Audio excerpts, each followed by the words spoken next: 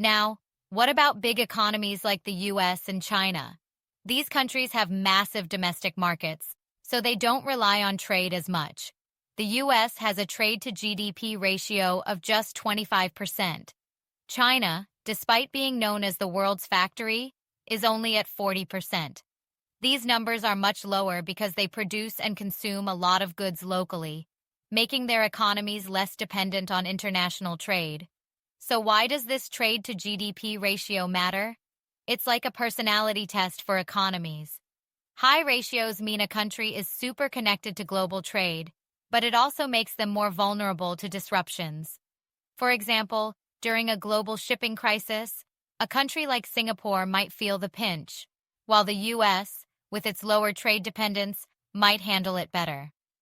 On the other hand, low ratios indicate self-reliance, but may also mean fewer opportunities to benefit from global markets.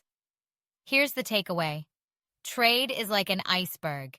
GDP measures the visible tip, but trade counts everything happening underneath. A high trade to GDP ratio doesn't necessarily mean a country is richer. It just means they're deeply connected to the global economy. And next time you see made in China or assembled in Vietnam, remember, that product probably traveled the world multiple times before landing in your hands.